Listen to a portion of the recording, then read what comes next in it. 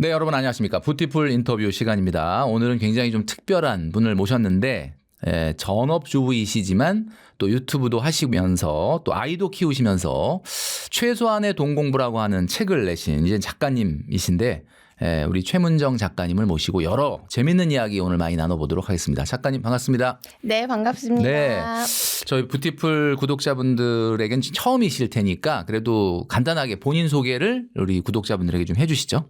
네, 안녕하세요. 저는 김경필 선생님께서 소개해 주신 것처럼 쩐업주부의 최소한의 돈공부라는 책을 이번에 출간한 작가이면서 재테크 똑순이 쩐업주부라는 채널을 소소하게 운영하고 있는 40대 주부 최문정입니다. 네, 똑순이라는 또 닉네임이 있으신데 책이 요겁니다. 아주 굉장히 귀엽게 딱 한 손에 딱 들어오는데 아주 뭔가 좀 약간 이런 말씀 드려서 죄송한데 좀 만만해 보인다. 그냥 가볍게 읽을 수 있을 것 같은 그런 느낌이 드는데 최소한의 돈공부다라는 이야기인데 이게 정말 공감이 되는 게 정말 돈공부는 너무 거창하게 하시면 안 되거든요. 최대한의 돈공부를 하시면 안 돼요. 너무 이렇게 돈공부를 몰입을 하시는 분이 많은데 그렇게 하시는 것보다는 최소한의 기본기만 잘 공부하시면 되는데 그 기본기를 제가 오늘 촬영 들어오기 전에 쭉 살펴봤는데 아주 잘 정리하신 책이고 또 특별히 이제 전업주부로서 아이 키우시면서 할 수 있는 그런 다양한 재테크 방법들에 대해서 소개를 하고 계시니까 여러분 많은 관심을 부탁드립니다. 이번에 이제 출간하신 책이 이제 마인드만 바꿔도 그러니까 마인드를 바꾸는 게 가장 어려울 텐데 100만 원으로 1억이 된다. 마인드만 바꿔도 구체적으로 어떤 마인드를 가지면 1억이 금방 이렇게 딱 되는 거 경험을 하셨나요? 이게 사실 요즘 시대에는 좀 1억의 의미가 좀 많이 퇴색이 되기는 했잖아요. 그렇죠, 예. 워낙에 이제 서울 아파트 가격 이런 게 높다 보니까 사실 제가 얼마 전에 보니까 사실 제가 얼마 전에 보니까 작년 연말 기준으로 서울 아파트 평균 가격이 15억이 됐더라고요. 예. 네, 그리고 뭐 맨날 사실 경제 기사에서 보는 이런 강남의 유명한 신축 아파트들 이런 데는 사실 9평, 그러니까 33평 기준이 50억이 넘어가잖아요. 네네. 그래서 이렇게 되면 사실 1억의 의미가 좀 미미해 보일 수 있는데 사실 20대 때 그리고 이제 30대 초반에 사회 초년생이 돼서 내가 가진 돈이 0인데 이거를 1억으로 만들려고 하면 사실 1억이 여전히 크고 막막한 돈이거든요. 그렇죠. 예. 네, 그래서 요럴 때는 너무 이 1억이라는 큰 덩어리에 압도되지 마시고 요거를 쪼개서 보시라고 말씀을 드리고 싶어요. 그래서 요게 100만 원씩 100번 모으면 1억이 되거든요. 100만 원씩 100번. 네. 그렇게 보니까 조금 약간 만만해 보이기도 하는데. 네. 그래서 나는 1억은 모르겠고 그냥 일단 100만 원부터 모아보자. 이렇게 마음을 먹으시면 좋을 것 같아요.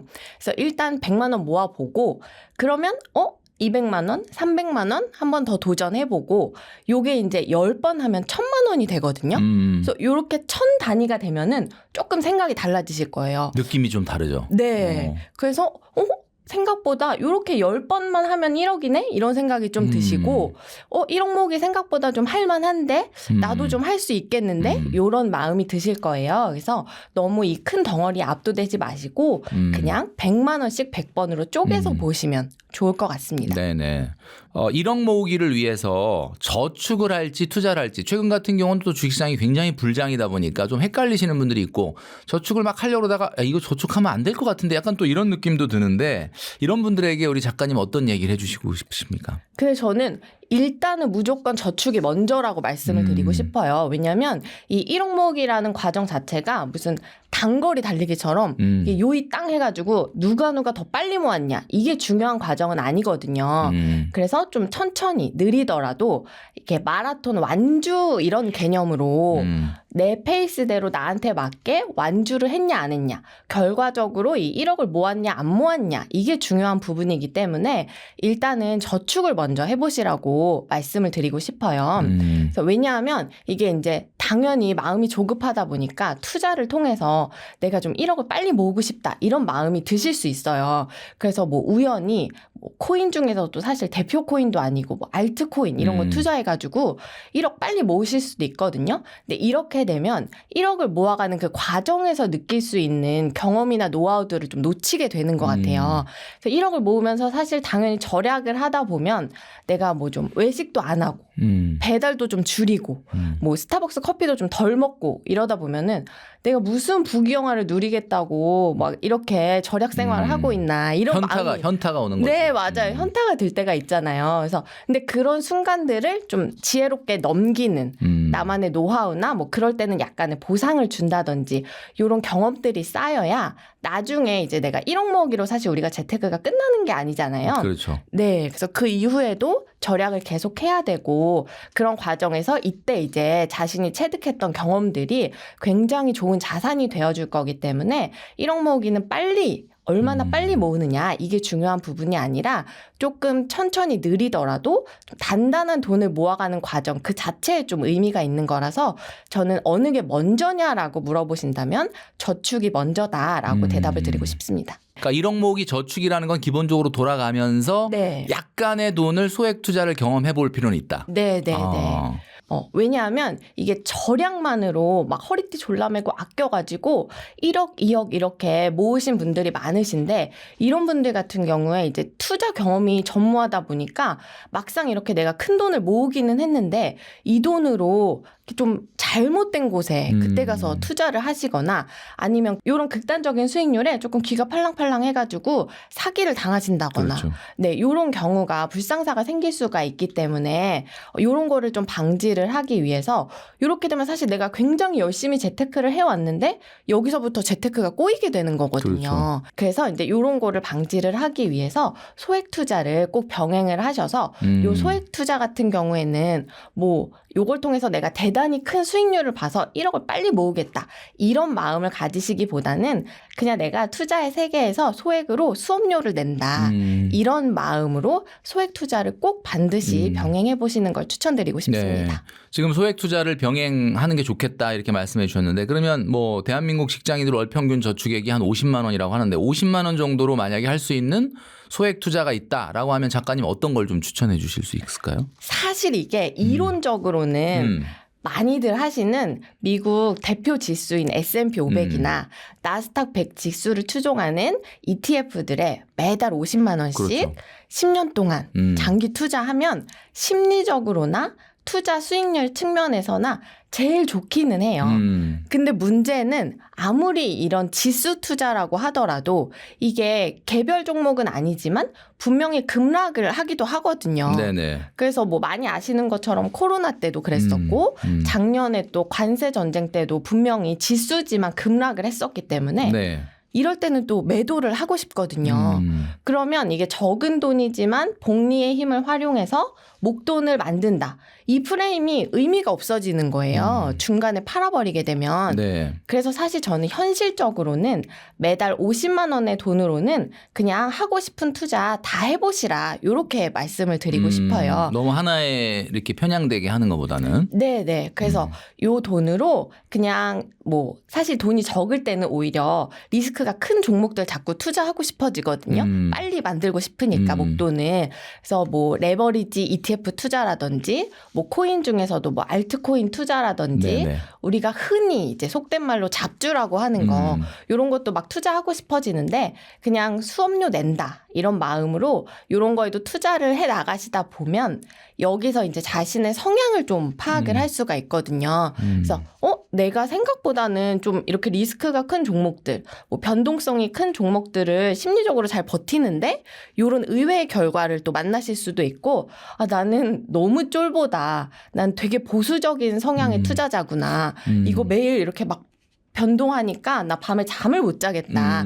50만 원, 100만 원, 200만 원 투자했지만 그럴 수 있거든요. 그렇죠. 그래서 네, 그런 부분들을 조금 이렇게 체험을 해 나가시면서 내가 좀 큰 투자 수익률을 보겠다 이런 마음보다는 내가 어떤 성향의 투자자인지를 좀 알아가는 과정으로 삼겠다라는 마음으로 소액 투자를 반드시 병행을 해보시면 나중에 이제 결과적으로 1억, 2억이라는 큰 목돈을 만나셨을 때 그때 이런 경험들이 좀 빛을 보게 되지 않을까 생각합니다. 네. 1억 만들기 위해서는 그 고정비, 변동비 그리고 연간비 이 세 가지가 중요하다라고 책에 이야기하셨는데 각 항목별로 절약하는 방식이 좀 다르다라고 하셨거든요. 고정비, 변동비, 연간비 이걸 어떻게 좀 줄여나가면 좋을까요? 사실 1억모기를 하려면 당연히 지출을 통제하고 소비를 줄이는 과정이 필요하거든요. 네. 이 부분이 빠질 수가 없는데 그거를 이제 각 항목별로 조금 다르게 접근을 해보자 이런 이야기예요.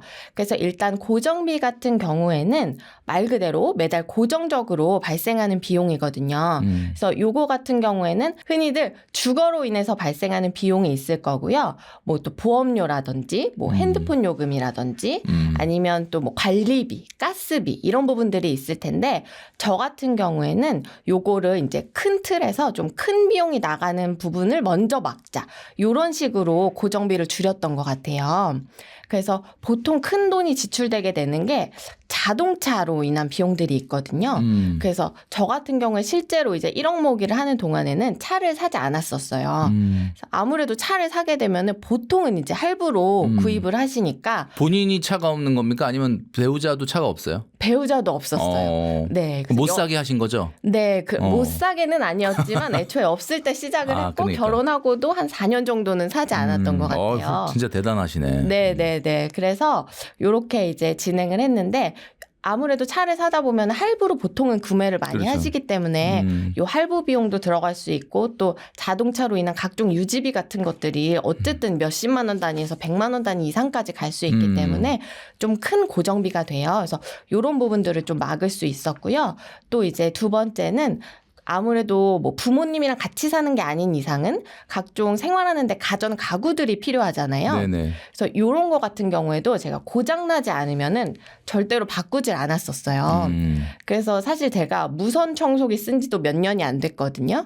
기존에 이제 유선 청소기를 계속 쓰고 이렇게 있었. 선 이렇게 있는 거. 네. 그래서 그게 고장날 때까지 이제 계속 쓰고 있었는데 이런 식으로 가전이나 가구 같은 경우에 사실 우리를 유혹하는 너무 신박한 것들이 매년 너무 많이 나와요. 그렇죠. 근데 이제 이런 유혹에 좀 넘어가지 않고 아무래도 좀 큰 돈이 지출되는 부분이다 보니까 이런 가전 가구들도 좀 고장나지 않는 한 바꾸지 않았었고요. 또 대표적으로 이제 핸드폰 요금 같은 경우에는 당연히 최신 폰을 쓰지 않았었고 뭐 저가 폰이나 공짜 폰 이런 거를 사용했었고요. 또 이제 뭐 명품이나 이런 사치품은 당연히 자제를 했었고 요즘에 특히 또 은근히 이렇게 가랑비 옷 젖듯이 네. 이렇게 새는 비용이 유료 컨텐츠 이 구독하는 비용들이거든요. 네. 아무래도 이제 컨텐츠 소비가 워낙 많은 시대다 보니까 뭐 넷플릭스, 유튜브 프리미엄 뭐 이런 비용들 뭐 정말 다양하게 많은데 그런 것도 안 하세요? 지금은 보는데 네, 그 당시에 1억 모기 할 때는 네, 그런 네. 것까지 안 했다. 네. 보지는 않았었고요. 근데 이제 사실 요걸 아예 안 볼 수는 없고 요즘 시대에는 그렇죠. 근데 내가 이제 보지도 않으면서 그냥 한번 볼까 하고 굉장히 여러 가지를 구독해 놓으신 분들이 꽤 많으실 거예요. 그래서 이번 기회에 한번 점검을 해보시고 내가 몇 달은 아예 안 봤다 구독만 해놓고 이런 거 같은 경우에는 조금 해제를 하시고 이런 식으로 하시면 작은 비용이지만 이런 고정비도 줄이실 수 있을 것 같습니다. 변동비는 어떻게 줄여요? 변동비 같은 경우에는 사실 말 그대로 우리가 이제 먹고 입고 이제 이렇게 살아가는데 쓰는 비용인데 대표적으로 줄일 수 있는 게 사실 식비나 옷값, 의료비 이런 부분들이잖아요. 근데 식비 같은 경우에는 사실 방법은 굉장히 뭐 많이들 알고 계시는데 실천이 어려운 부분이에요. 그 방법이 뭡니까? 네, 그냥 뭐 배달 안 시키고 좀 덜 시키고 외식 좀 덜 하고 집밥 해 먹고 요렇게 하면 되는데 이제 집밥을 해 먹을 때 뭐 한 가지 정도 팁을 드리자면 재료 돌려막기 요런 거 좀 재료 돌려막기. 네. 어떻게 하는 거예요? 하시면 좋을 것 같아요. 그래서 이제 카드 돌려막기가 아니고 카드 돌려막기. 네, 아니고. 재료를 돌려막으시면 네. 되는데 예를 들어서 뭐 내가 양배추 샀다 이러면 사실 양배추 굉장히 큰 거 한 통 팔거든요. 네. 그래서 요거를 다 소비하기가 쉽지 않은데 뭐 양배추 스테이크도 해 먹고 뭐 요걸로 내가 오코노미야끼도 해 먹고 뭐 이삭 토스트도 해 먹고 이런 식으로 이 같은 재료가 들어가는 좀 다양한 요리를 해서 이 하나의 재료를 좀 끝까지 소비를 한다. 이런 식으로 해보시면. 그러니까 좀 사고 나서 그 재료가 계속 식탁에 올라오게. 근데 아까 그 양배추 스테이크 그러면 그 스테이크를 사야 되잖아. 그건 굉장히 주재료. 이게 이름은 스테이크인데요. 아. 양배추로 스테이크를 만드는. 양배추로 스테이크 만드는 거예요? 네. 그렇구나. 이게 사실 지금 말씀하신 게 저는 진짜 핵심이라고 보는 게 네. 지금 아이 키우시고 계시잖아요. 네. 그러다 보면은 육아 때문에 힘들고 그러면 그냥 요리하기가 에너지가 안 되니까 그냥 시켜 먹자 또 이렇게 쉽게 네. 되는데 이렇게 어떤 목표가 하게 해야 된다라는 생각이 또 드네요. 네. 연간 비용 이런 거는 어떻게 좀 아끼는 게 좋을까요? 연간비 같은 경우에는 이제 고정비나 변동비 같은 경우에는 사실 매달 발생하는 비용인데 연간비는 이름처럼 이제 그 연간에 비정기적으로 발생하는 비용들이에요. 그래서 이제 이게 대표적으로 경조사 비용. 경조사. 네, 이런 것들이 있을 수 있고 이제 각종 세금들 이런 것들이 있을 수 있는데 저 같은 경우에는 요거를 이제 1년 예산을 따로 정해뒀어요. 그래서 요 예산 안에서 지출을 하자라고 해서 매달 생각지 않게 갑자기 큰 돈이 나가서 전체적으로 갑자기 이번 달에 뭐 저축액이 줄어든다거나 이런 부분들을 좀 방지를 했던 것 미리 같아요. 예산을 만들어 놨으니까 내가 계속 하고 있는 저축에 문제가 안 생기도록. 네, 그렇죠. 1억 모으기를 위해서는 신용카드를 잘라라라는 의견도 있습니다. 뭐 나쁜 방법은 아니라고 하는데 뭐 현실적으로 실천할 수 있는 분들이 많지는 않을 것 같은데 신용카드를 정말 잘라야 되느냐? 신용카드를 잘 쓰기 위한 꿀팁이 또 혹시 있다면은 어떤 게 있을까요? 이게 1억 모으기 하면서 신용카드 없애야 되나 이 부분 정말 많이들 고민하시는 것 같아요. 네. 근데 결론부터 말씀드리면 저 같은 경우는 지난 10년이 넘는 시간 동안 신용카드를 없앤 적은 단 한 번도 없었고요.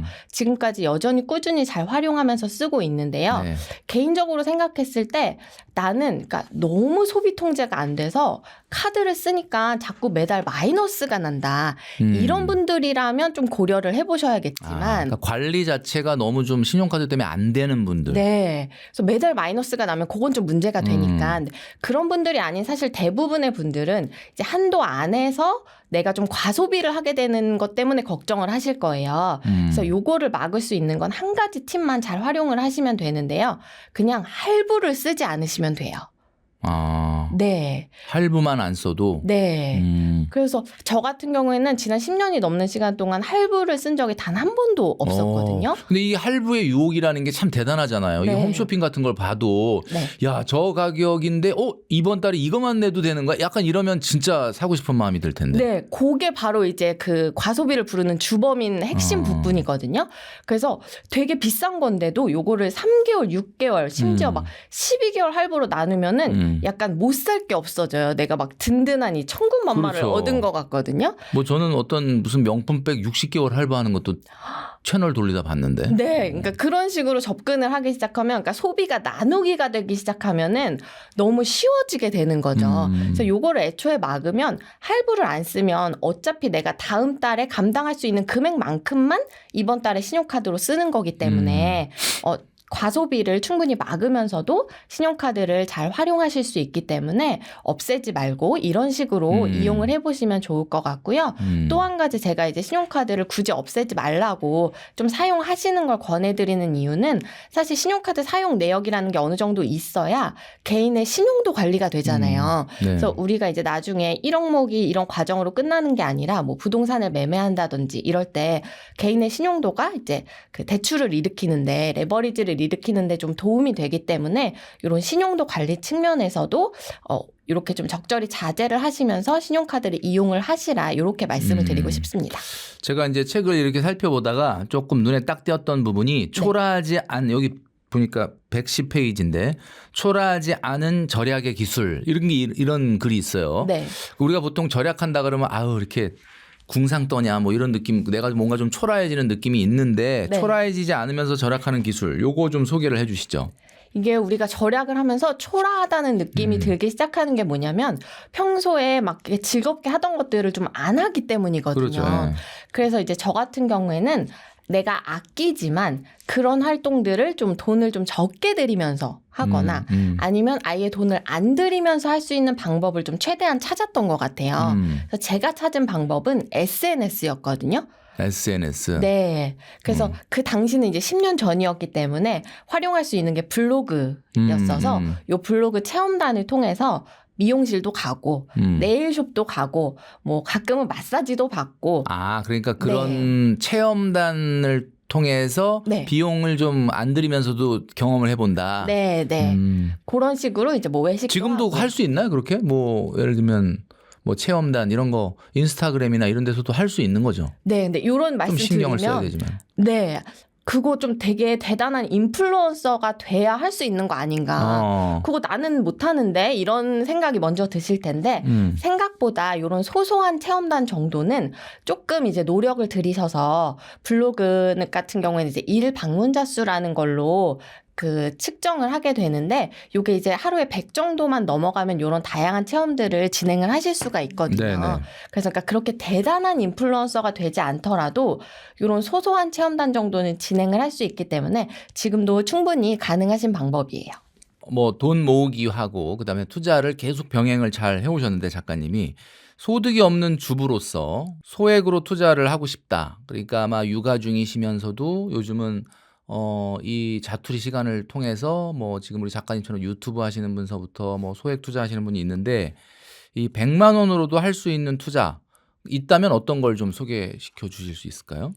사실 이 100만 원이라는 돈은 투자를 하기에 그렇게 큰 돈은 아니잖아요. 그렇죠. 예. 굉장히 적은 돈이고 추가적인 투입이 없다고 가정하면 사실 일단은 요거를 조금 크게 한번 뻥튀기를 하는 과정이 필요할 것 같아요. 그래서 나는 이 100만 원을 뭐 안전하게 불리고 뭐 이럴 규모의 금액은 아닌 것 같고요. 대신에 요거를 조금 내가 다 잃더라도 리스크를 좀 크게 감당을 하더라도 일단은 적어도 뭐 500만 원, 1000만 원으로 좀 불려보자. 요런 마음으로 투자를 시작을 하시면 좋을 것 같아요. 그래서 요렇게 할 때 좀 말씀드릴 수 있는 게 미국 지수의 3배 레버리지 ETF 상품에 투자를 해볼 수 있을 것 그러니까 같은데요. 금액이 100만 원밖에 안 되니까 약간 네. 하이 리스크 상품을 경험을 해봐라. 네네네. 뭐 네. 잃어도 뭐 사실 그래 100만 원이니까 뭐 이렇게 네. 생각할 수 있게. 네네네. 어. 그래서 요런 이제 그 TQQQ나 SOXL 같은 상품에 투자를 하셔서 좀 자산을 일단은 불리시면 좋을 것 같은데요. 중요한 건 요런 종목 같은 경우에는 사실 리스크가 큰 종목이다 보니까 아무 때나 그냥 내가 100만 원 생겼으니까 매수해야지 하고 매수해놓고 마냥 기다리면 되는 종목은 아니거든요. 리스크가 커서 요게 이제 그 말 그대로 자산이 녹아내릴 수 있기 때문에 매수 시기를 잘 결정을 하셔야 되는데요. 저 같은 경우에는 이제 개인적으로 나스닥 지수 기준으로 요게 고점 대비 20% 정도 하락했을 때 매수한다 이런 개인적인 기준을 가지고 있는데 네네. 이런 식으로 이제 자신만의 기준을 잘 만드셔서 시기를 잘 보시고 이런 ETF들에 투자를 한번 해보시면 좋은 경험이 되실 것 같습니다. 그 지금 작가님이 얘기해 주신 QQQ나 SOXX, SOXL, 네. 뭐 스파이, 네. ETF 이런 투자들 얘기하시는 것 같은데 네. 그러면 나스닥이 지금 고점 대비해서 한 20%까지는 아니지만 좀 언제 지금 정도면은 매수할 타이밍이라고 보시나요? 어떠신가요? 지금 22,000 뭐 초반대인데. 근데 요거 같은 경우에는 그냥 일반적인 지수 투자를 할 때는 사실 시기를 정하는 건 크게 의미는 없다고 생각하고요. 장기로 가져가게 되면 어쨌든 미국 지수 추종하는 ETF는 우상향한다라고 하는 믿음이 있기 때문에 네. 근데 3배 레버리지 ETF에 투자를 하실 거다라고 하면 지금은 아까 말씀드린 것처럼 고점 대비 사실 10%도 아직 하락을 안 했거든요. 그렇죠. 예. 그러니까 지금 말씀하신 거는 이제 그렇게 그 레버리지 상품을 할 때는 좀 확실한 저점일 네. 때 들어가야 된다. 네네네. 그런 이야기를 해주신 거네요. 네.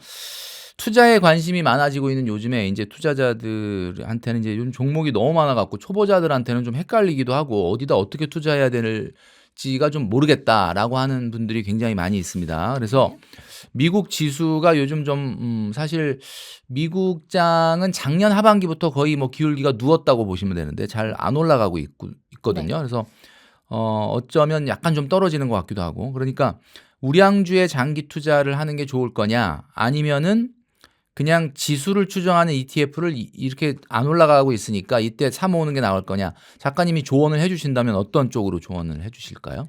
말씀하신 것처럼 사실 지금 요즘은 이제 전쟁 이슈도 있고 계속 이제 꾸준히 진짜 폭발적으로 상승했었는데 요즘 좀 주춤하고 네. 정말 누워 있는 그런 상태인데요. 그럼에도 불구하고 저는 이제 우량주 장기 투자냐, 미국 지수 추종하는 ETF 투자냐라고 하면 여전히 지수 추종하는 ETF를 조금 더 추천을 드리고 싶어요. 네. 그런 이유가 뭐예요? 네, 그게 이제 우량주 장기 투자도 사실은 이 두 가지 방법 다 굉장히 건강하고 안전한 이미 사실 전통적으로 검증이 된 투자법이거든요. 네네. 그래서 뭐 둘 중에 어느 걸 해도 이거는 너무 크게 잘못된 투자다 이건 아닌데 네. 사실 일반 평범한 개인들이 투자를 하기에는 주식 투자 개별 종목을 고르기 위해서 내가 본업도 있는데 시간과 에너지를 막 들여서 공부를 그만큼 많이 하기가 쉽지가 않거든요. 그렇죠. 그래서 당연히 내가 고른 그 개별 종목이 엔비디아가 되고 테슬라가 되면 너무 좋겠지만 그렇죠. 그렇지 않을 확률도 꽤 높다는 거죠. 그렇지 않을 확률이 더 높죠. 네, 사실 현실적으로는 좀 그렇죠. 그리고 이제 아마 아시겠지만 예전에는 굉장히 큰 우량 기업이었던 야후라는 기업이 있어요. 그리고 또 뭐 아마 지금 또 MZ 세대 분들은 모르실 수도 있는데 모토로라라는 휴대폰 기업도 있었거든요. 네. 그래서 이런 기업들 같은 경우에 당시에는 누구나 인정할 만한 우량주였지만 현재는 약간 이제 역사 속에 이런 기업이 됐거나 네. 굉장히 규모가 쪼그라들었잖아요. 네네. 그래서 내가 고른 이 기업이 엔비디아나 테슬라가 될 건지 야후나 모토로라가 될 건지 이거를 확신할 수가 없기 때문에 그래서 주식 투자라는 건 사실 확률 게임이라고 생각을 하는데 그냥 굉장히 단순하게 접근을 해서 이렇게 질문을 해보시면 조금 더 답을 얻기 쉬우실 것 같아요. 그냥 미국의 개별 종목이 망할 확률이 더 높냐? 미국이라는 이 주식시장 전체가 망할 확률이 더 높냐? 이 질문 한 가지만 해보시면 조금 더 쉽게 특히 이제 초보자들 입장에서는 답을 내볼 수 있을 것 같습니다. 네. 지금 작가님이 이제 초보자들한테 말씀을 해주시는 거니까 당연히 이제 지수 투자가 좀 우선이다라고 말씀해 주신 것 같아요.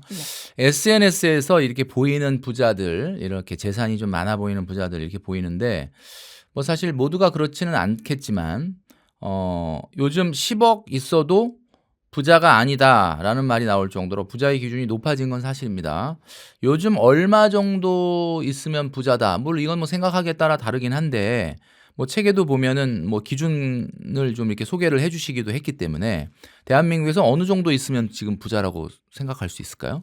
사실 이게 10억 있으면 요즘에 부자다라고 말하기는 조금 애매한 것 같기는 그렇죠. 해요. 네. 아까 말씀하신 것처럼 서울의 아파트 가격 평균 가격이 15억이라고 하면 그죠? 네, 그렇죠. 그러면 이제 아파트 한 채도 대출 내고 사야 되는 금액이기 그렇죠. 때문에 근데 또 바꿔서 그러면 너도 나도 다 10억은 있냐? 하면 또 그건 아니거든요. 그래서 요거를 뭐 그냥 단순히 내 느낌, 직감으로 체감 이런 걸로 보기보다는 이런 걸 이제 객관적으로 나타내주는 자료들이 있는데요. 매년 연말에 통계청에서 가계 금융복지조사라는 걸 발표를 해요. 네. 그래서 여기에 보면은 순자산 10억 이상인 가구가 11.8% 상위 11.8%라고 하거든요. 야, 그러면- 그렇게 보면 진짜 부자인데요?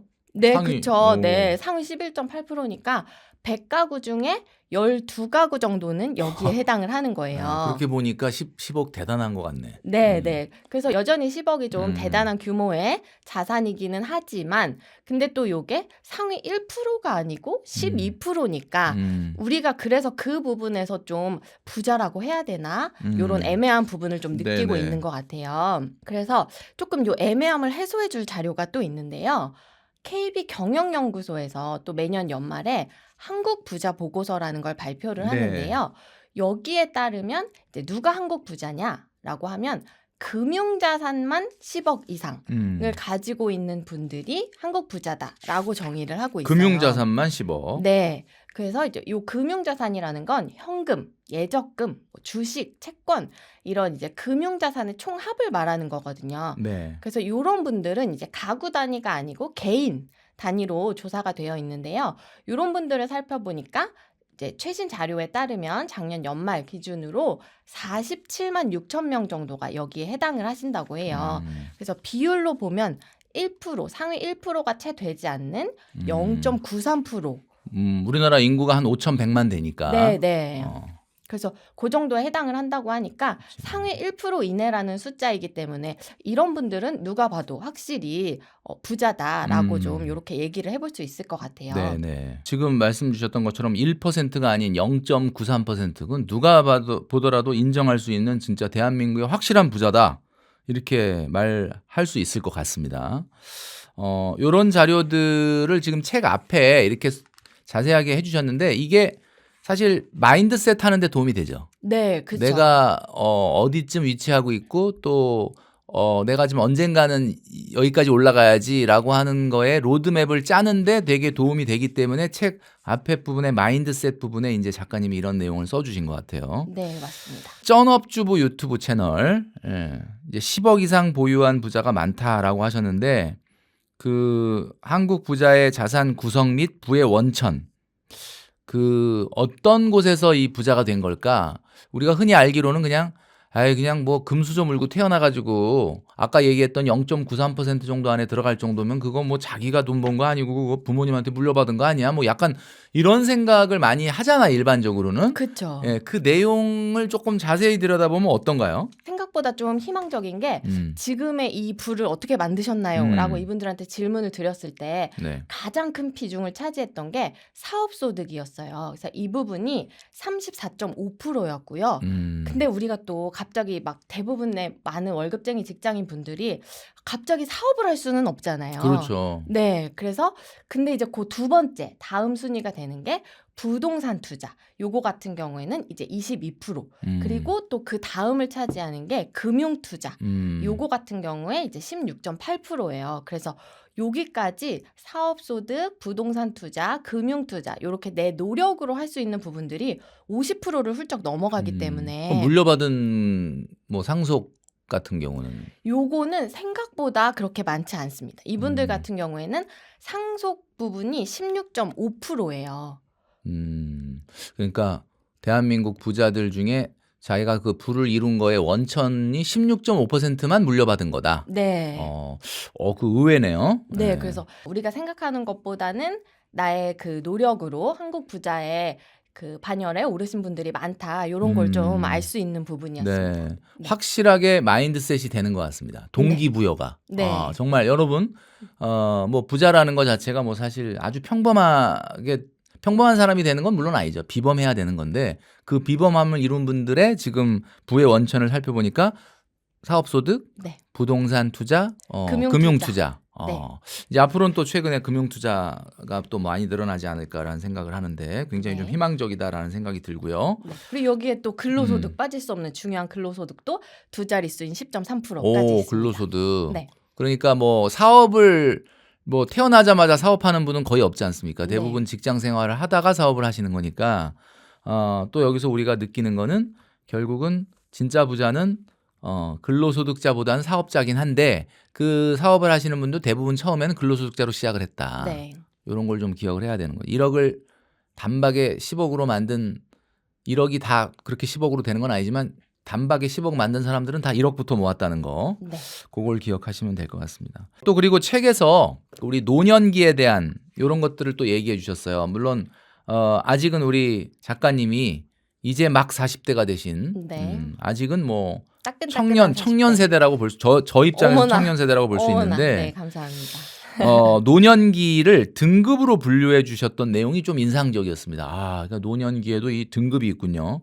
노년기 상류층, 그 다음에 빈곤층 이렇게 구분을 해주셨어요. 그러니까 노년기에도 상류층, 빈곤층이 구분이 된다. 이게 그래서 뭐 여기 보면 귀족 얘기도 나오고 막 이러는데 요거 어떻게 자세하게 좀 알려주시죠. 사실 이게 좀 어떻게 보면 잔인할 수도 있는 내용인데요. 네, 좀 잔인하네요. 네, 좀 잔인한데 노후 소득 피라미드라는 표가 있어요. 노후 소득 피라미드. 네. 그래서 요거 같은 경우에 이제 60세 이상의 은퇴 과거를 대상으로 생활비를 얼마나 충당하셨는지를 좀 여쭤보고 요거를 이제 5단계로 나눠서 요렇게 그 소득표를 만들어 놓은 자료인데요. 네네. 요거 같은 경우는 이제 NH투자증권 100세 시대 연구소랑 조선일보 왕개미 연구소에서 발표를 한 자료예요. 그래서 여기에 따르면 총 5가지로 등급을 좀 잔인하지만 나눠볼 수가 있는데요. 그 가장 상위에 있는 등급이 은퇴 귀족층이에요. 귀족이 되는군요. 네, 그래서 이름부터가 조금 자극적이긴 한데 네. 이분들 같은 경우에 생활비를 얼마나 좀 충당을 하셨나요? 라고 여쭤봤을 때 생활비가 충분히 여유가 있다라고 대답을 하셨고요.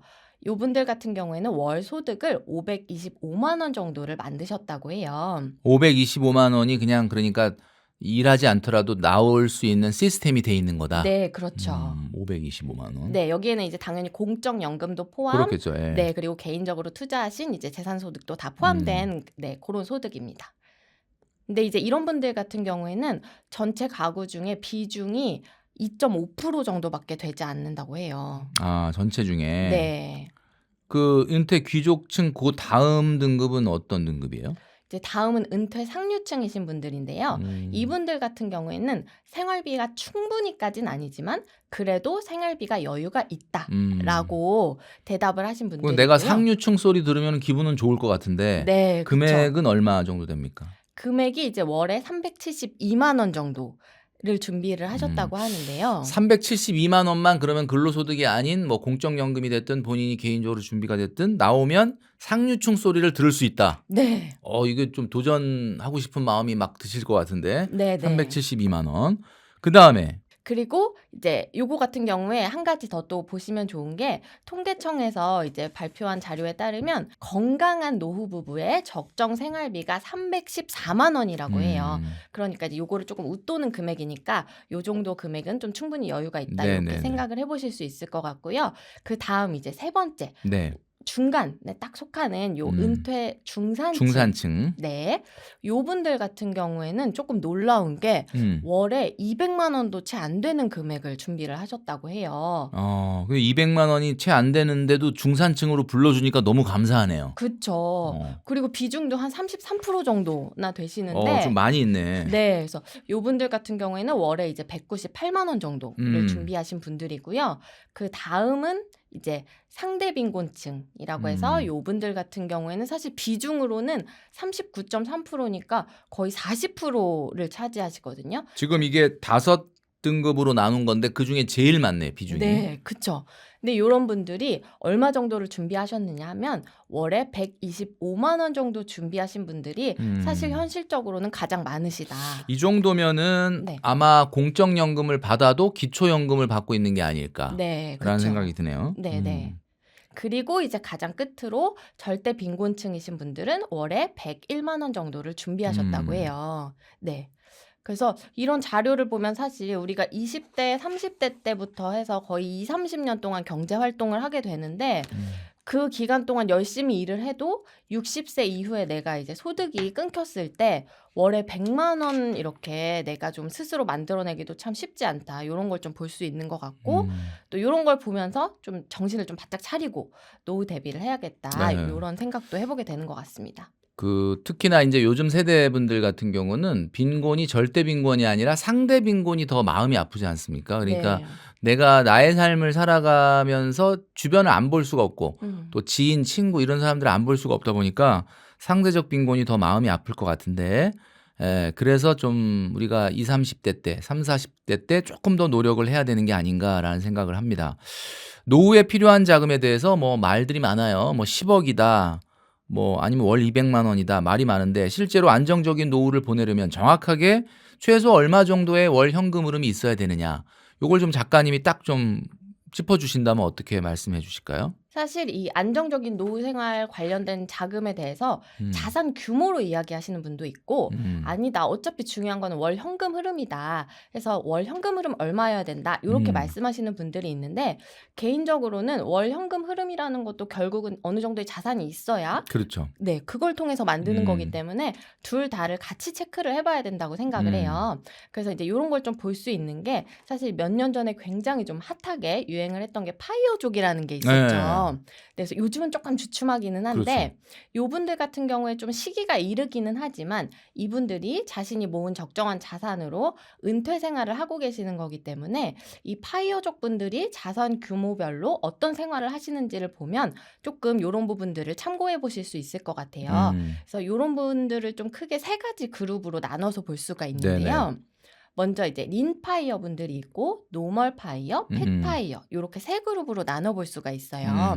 그래서 린파이어 분들 같은 경우에는 이제 10억 미만의 자산을 가지고 내가 이제 은퇴 생활을 해나가시는 건데요. 대신에 자산이 그만큼 충분히 넉넉하지는 않기 때문에 내가 아낄 건 최대한 아끼고 검소한 생활을 하시는 분들이에요. 그리고 이제 노멀 파이어 분들 같은 경우에는 10억에서 25억 정도 규모의 자산을 가지고 아낄 건 아끼고 좀 쓸 건 쓰면서 이렇게 생활을 하시는 분들인데요. 요 분들 같은 경우에 이제 10억을 기준으로 했을 때 4% 정도의 수익률로 내가 생활을 한다라고 하면 월에 339만 원 정도, 그러니까 연간 4천만 원 정도로 생활을 하시게 되는 거고요.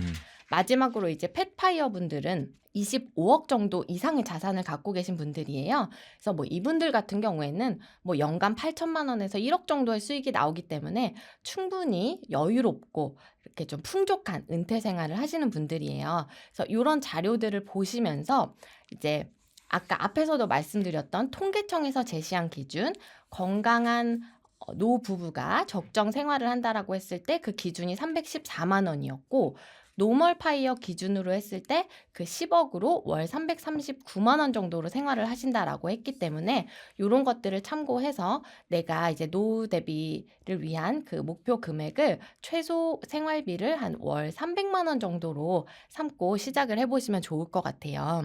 그래서 사실 월 300만 원이 안 되는 200만 원 또는 100만 원대 금액으로도 뭐 얼마든지 이미 은퇴를 생활을 하고 계시다고 하면 생활하시는 분들이 충분히 많으시지만 내가 아직은 좀 기간이 있고 목표를 잡고 준비를 해보고 싶다 하시는 분들은 월 300만 원 정도를 최소 생활비로 목표를 잡고 이렇게 준비를 해보시면 좋을 것 같습니다. 네.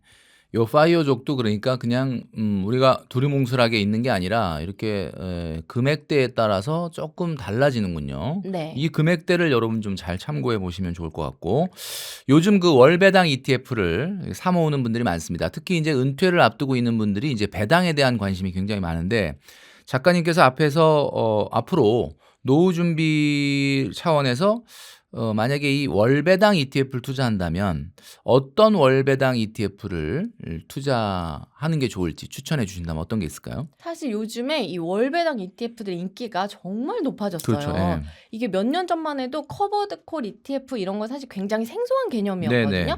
그래서 이제 그 인기에 힘입어서 국내에서도 사실 굉장히 많은 월배당 ETF들이 나와서 저도 그 다양한 ETF들을 다 알지 못하고요. 몇 가지 유명한 ETF들을 접하고 있는 상황이라서 제가 뭐 추천까지 드릴 입장은 아닌 것 같지만 다만 이 유행하는 이제 월배당 ETF들의 투자를 고려하고 계시다면 특히 이제 월배당, 고배당, 커버드 콜 ETF 투자를 좀 많이들 고려를 하실 텐데 네. 요거에 투자를 하실 때는 요게 어떤 기초 지수를 따르는 ETF인지 요런 거 정도는 조금 좀 점검을 해보시면 좋을 것 같아요. 그래서 많이들 하시는 게 이제 제피나 제피큐 요런 커버드 콜 월배당 ETF 상품이 있는데요.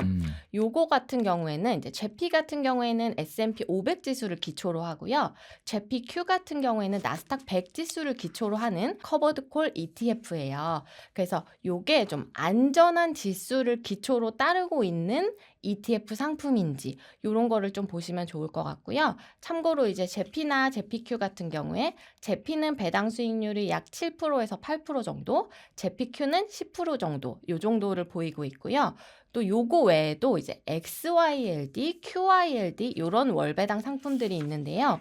요거 같은 경우에도 XYLD는 S&P 500 지수를 기초 지수로 삼고 있고 QYLD 같은 경우에는 나스닥 100 지수를 기초로 삼고 있어요. 그래서 요거 같은 경우에는 각각 배당 수익률이 XYLD는 10% 정도, QYLD는 11% 정도나 되거든요. 그래서 굉장히 고배당 상품들이긴 하지만 어쨌든 커버드 콜 상품이기 때문에 요런 부분들 어떤 기초 지수를 따르고 있는지 요런 거를 확인해 가시면서 투자를 해보시면 좋을 것 같습니다. 네. 나스닥을 추종하는 상품이지만 그래서 이제 뭐 사실 실제 배당을 그렇게 많이 받을 수는 없는데 이게 분배금이죠. 예, 네. 커버드 콜 통해서 이렇게 높은 어떻게 보면 분배금 배당을 한다라는 점을 여러분들이 기억을 하시면 될 것 같습니다. 5060 때에 이제 목돈 1억. 왜냐면 이제 5060 분들에게 1억이라는 돈이 대한민국에 이제 퇴직하시는 분들의 평균 퇴직금이 1억이라고 하네요. 그러니까 아마 1억을 많이 상정을 하시는 것 같은데 이 목돈 1억을 가지고 이 자산을 한 3배 정도 불리고 싶다라고 했을 때 이 컨셉으로 어떤 ETF를 사 모으는 게 좋을까? 작가님이 한번 추천해 주신다면 어떤 게 있을까요? 사실 저는 5060이신 분들이라면 더더욱이 지수를 추종하는 ETF에 투자를 하시라라고 말씀을 드리고 싶어요. 이게 왜냐하면 5060이신 분들은 내가 잘못 투자를 해서 잃었을 때 데미지가 아무래도 조금 더 연령이 낮으신 분들보다는 크게 다가오거든요. 그렇죠. 그래서 리스크 관리를 좀 잘 하면서 투자를 진행하는 게 중요하기 때문에 이 지수에 추종하는 ETF에 투자를 하더라도 예를 들어서 S&P 500 같은 경우에는 연평균 수익률이 뭐 기간에 따라서 다르긴 하지만 최근 10년 기준으로 보면 한 13% 정도가 나와요. 네네. 그러면 이제 유명한 이 72의 법칙을 따르게 되면 이 72의 법칙을 연평균 수익률인 13으로 나누게 되면 원금의 2배가 되는 기간이 나오게 되는데요. 네. 요게 이제 5.5, 그러니까 5년 반 정도면 원금이 2배가 돼요. 5년 6개월 정도면. 네. 그래서 요거를 그럼 그거의 2배인 한 11년 정도 투자를 하게 되면 4배가 되게 되는데요. 그러면 1억이 4억이 되게 되는 거죠. 그래서 이런 식으로 접근을 하시면 좋을 것 같고요. 그래서 지수종 투자이기는 하지만 오히려 리스크 측면에서 조금 더 심리적으로 안전하게 가져갈 수가 있는데 중요한 건 사실 퇴직금 1억이라는 돈이 현실적으로 이 정도 있으신 분들이 많기는 하지만 5060이라 내가 이제 은퇴가 자꾸 임박했다라는 생각이 들면 사람이 좀 조급해지잖아요. 그래서 이 돈을 조금 더 리스크가 크더라도 좀 빨리 불려보고 싶다. 이런 마음이 드실 수가 있는데요. 이런 분들한테는 좀 비중을 조절하면서 적절한 비중 안에서 아까 말씀드렸던 세배 레버리지 상품에 투자해 보시는 것도 추천을 드리고 싶은데요.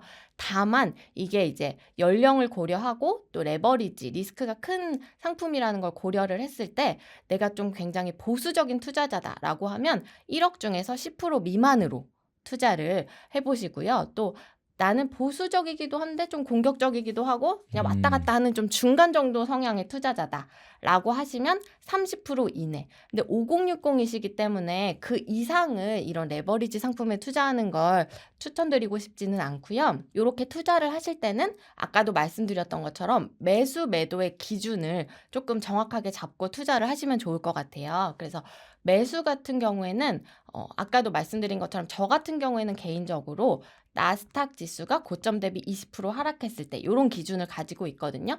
제가 이런 기준을 세우게 된 이유는 이제 S&P 500 지수를 기준으로 했을 때 고점 대비 한 10% 정도 하락하면 이거는 조정장이다라고 보고요. 고점 대비 한 20% 정도 하락하면 이거는 조정장이다라고 보통 이야기를 하게 되는데 생각보다 반토막 나는 게 아니고 지수가 고점 대비 한 20% 정도 나는 이런 조정장도 이렇게 몇 년에 한 번씩 오는 거지 굉장히 자주 오지는 않거든요. 네. 그러니까 그만큼 급락한 시장인 거기 때문에 이런 것들을 이런 지수들을 잘 활용을 하셔서 나만의 이제 매수 기준을 좀 세우시면 좋을 것 같아요. 그래서 저 같은 경우에는 이제 S&P 500 지수랑 필라델피아 반도체 나스닥 지수의 중간 정도의 변동성을 가지고 있는 나스닥 지수를 그래서 기준으로 삼은 거고요. 또 매도 같은 경우에도 이게 내가 리스크가 크게 투자를 한 건데 10% 20% 수익 났는데 요거를 매도하게 되면 요건 좀 아깝잖아요. 그래서 요런 거 같은 경우에는 세배 레버리지 상품에 투자를 한 거기 때문에 나는 100% 정도의 최소 2배 정도 됐을 때 팔겠다. 요런 그 기준을 갖고 계셔야 이게 급락했던 시장이 다시 회복을 하면서 이 레버리지 상품이 상승장의 초입으로 들어가는데 여기서 내가 너무 초입에서 이렇게 뛰어내려가지고 이렇게 좀 두고두고 후회를 하는 이런 아쉬움은 좀 막을 수 있을 것 같습니다. 그래서 이렇게 매수 매도의 기준을 가져가시면 좋을 것 같고요. 투자 기간 같은 경우에는 사실 한때는 이 TQQQ에 투자하면 10년 장기 초장기로 투자하면 100배 된다. 이런 프레임이 유행했던 때가 있었거든요. 네. 근데 이게 이론적으로는 맞는데 현실적으로는 사실 그때까지 이게 심리적으로 버티기 쉽지 않으니까 그냥 급락했던 시장이 회복될 때까지 뭐 1년에서 길어야 2년 정도 요렇게 정도의 기간을 생각하고 투자를 하시면 조금 좋을 것 같습니다. 네. 우리 작가님이 여러 가지 많이 이야기를 해주셨는데 지금 그 전업주부로서 또 아이를 키우고 계시잖아요. 그 많은 그 육아맘들이 우리 부티풀 또 구독자분들 중에 계시거든요. 아이를 키우는 기간 동안 내가 뭔가 경제적으로 좀 돈을 벌지 못하는 이런 상황 때문에 막 굉장히 좀 이렇게 조바심이 나고 이런 분들이 많을 텐데 어쨌든 약간 그 선배로서 그 이제 막 육아를 시작하고 약간 직장 생활이 그 지금 중단되고 있는 이런 분들한테 좀 해주고 싶은 얘기가 있다면 어떤 이야기를 좀 해주고 싶으실까요? 사실 제가 뭐 대단한 투자 고수도 아니고 대단한 전문가도 아니지만 어쨌든 그래도 지난 10년 동안 되게 돈 공부에 진심이었거든요. 그리고 이제 그 돈 공부를 토대로 실제적으로 이제 다양한 그 재테크 실전 경험들을 쌓고 했었는데 지금 말씀 주신 상황들을 조금 그래도 이렇게 잘 지나올 수 있었던 게 요런 돈 공부를 통해서 이제 다양한 재테크를 시도했기 때문인 것도 있는 것 같아요. 그리고 제가 이제 책에서도 말씀드린 것처럼 다양한 부수입 활동들도 진행을 했었고 그래서 이제 요런 부분들을 조금 이 전업주부의 최소한의 돈 공부라는 책에 담았는데요. 지금 말씀 주신 상황에 있는 유감한 분들께서 이 책을 통해서 이런 부분들을 조금 참고해 보셨으면 좋을 것 같고요. 아마도 보시는 분들 중에서 내가 뭐 대단한 부자가 되고 싶다 이런 분들보다는 저처럼 내가 좀 이 막연한 돈 걱정에서 좀 벗어나고 싶다. 그리고 또 이제 이 내가 조금 경제적으로 안전한 울타리를 만들어서 우리 가정이 또 내가 어떤 경제적인 이유 때문에 이 행복이 좀 흔들리진 않았으면 좋겠다. 방해받지는 않았으면 좋겠다. 아마 이런 분들이 더 많으실 거라고 생각을 해요. 그래서 그런 방향으로 갈 수 있는 재테크에 대한 이야기를 좀 담았고 또 그런 마음으로 쓴 책이니까 이런 비슷한 저랑 상황에 있으신 분들이 이 책을 좀 참고해서 우리 가족을 위해서 내가 올해는 좀 가열차게 재테크를 해봐야겠다 하는 분들에게 좀 도움이 되면 좋을 것 같습니다. 네, 유감한 분들한테는 막 두껍고 너무 어렵고 한 책보다는 이렇게 가볍게 읽으실 수 있는 이런 책이 굉장히 좋지 않을까. 그리고 또 지금 유튜브를 하고 계시잖아요. 유튜브 채널도 좀 어떤 채널인지 좀 홍보를 좀 해주시죠. 제가 재테크 똑순이 쩐업주부라는 채널을 운영하고 있는데요. 뭐 이름은 똑순이지만 그렇게 대단한 똑순이는 아닌데 정말 평범하게 일상생활에서 진행할 수 있는 여러 가지 재테크 이야기들을 담고 있어요. 그래서 또 제가 오늘 말씀드렸던 것처럼 뭐 자산 규모에 관련된 이런 객관적인 통계 자료들도 또 소개를 해드리고 좀 어렵지 않고 쉽게 다양하게 뭐 여러 가지 실전 그 재테크를 하고 계시는 투자자분들 모셔서 또 인터뷰도 진행을 하고 또 저의 투자 이야기나 뭐 재테크적인 꿀팁들을 공유하고 있으니까 제 채널에도 많이 놀러와 주시면 좋을 것 같습니다. 네. 자, 오늘은 쩐업주부의 최소한의 돈 공부 작가이신 최문정 작가님을 모시고 여러 이야기를 나눠봤습니다. 작가님 나와주셔서 감사합니다. 네, 감사합니다. 네.